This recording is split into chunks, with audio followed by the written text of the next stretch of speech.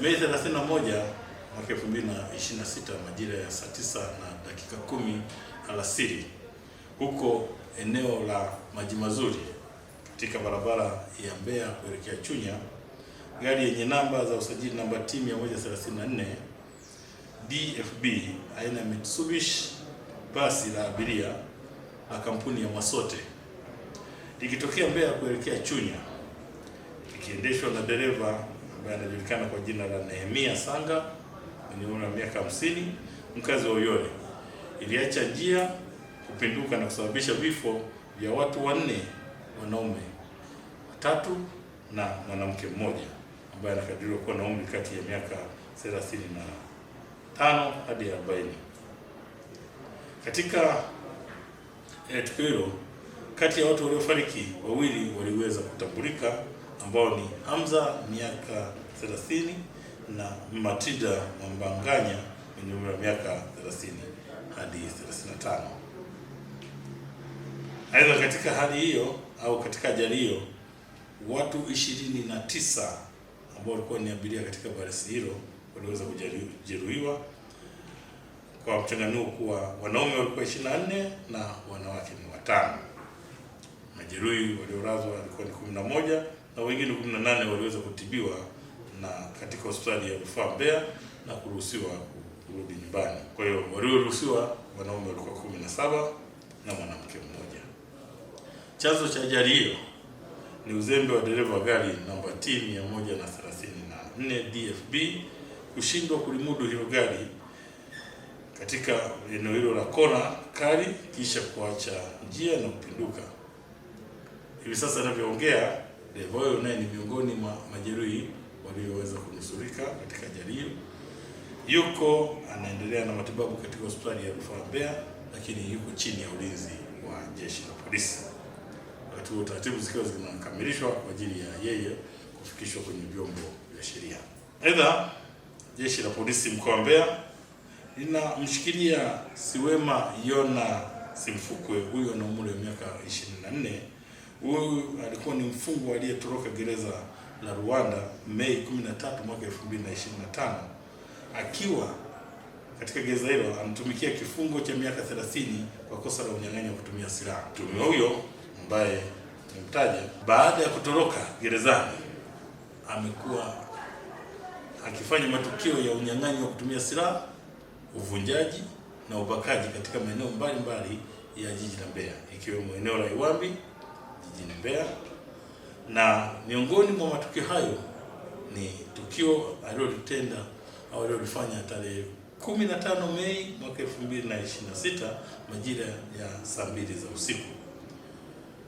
Eneo hilo ambako alifanya uhalifu huo ni huko eneo la Iwambi, ambapo alivamia nyumba ya mwananchi mmoja akiwa na silaha aina ya panga na kumtishia kumuua mtoto wa familia hiyo endapo wasingetii amri yake ya kuwataka kufungua mlango ili aweze kuingia.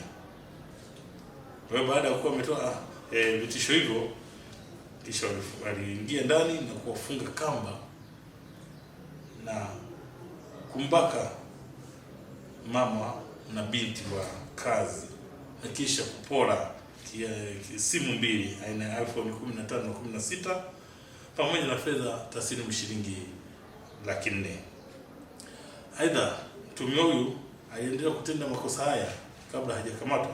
Mnamo tarehe 22 mwezi wa 5 mwaka 2026 majira ya saa 3 za usiku huko kwa eneo la Iwambi alivamia nyumba nyingine tena ya mwananchi mwingine na kupora simu aina ya iPhone 11 plain na fedha taslimu shilingi 300,000 ambazo aliwaamuru walizitoe kwenye simu na aliwaamuru watoe nywila au password ya simu ambayo ilikuwa na hizo fedha na kufanikiwa kuhamisha fedha hiyo kuingia kwenye fedha ya huyo mtuhumiwa.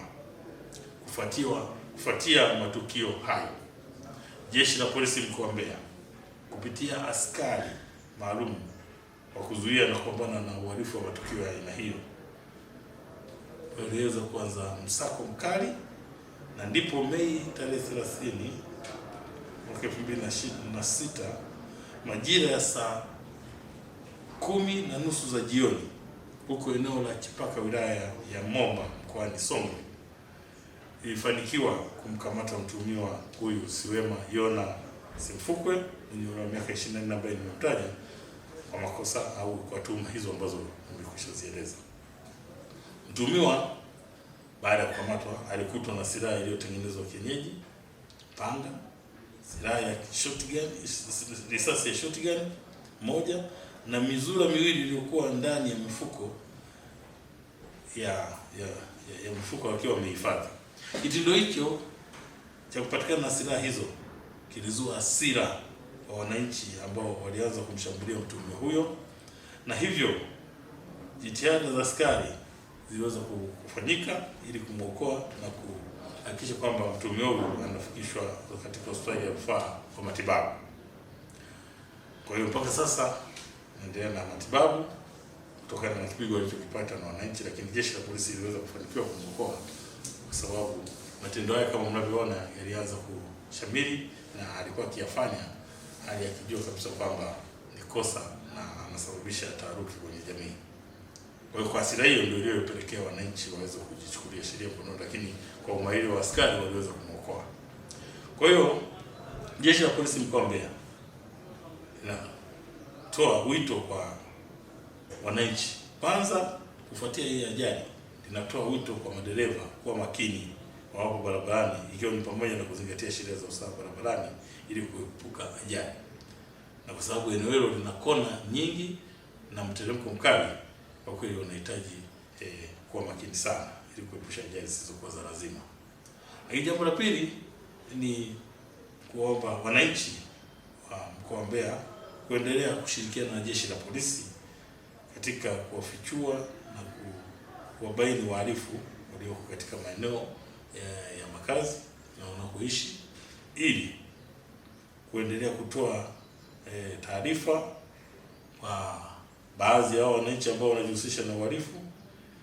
Na kikubwa jeshi la polisi linatoa wito kwamba nafasi ya uhalifu katika jamii na hususan katika jamii ya Mbeya kwa kweli haipo, na yeyote atakayethubutu kufanya tukio lolote la kiuhalifu basi watambue kwamba jeshi la polisi mkoa wa Mbeya litafanya kila njia liweze kumfikia na kumchukulia hatua za kisheria.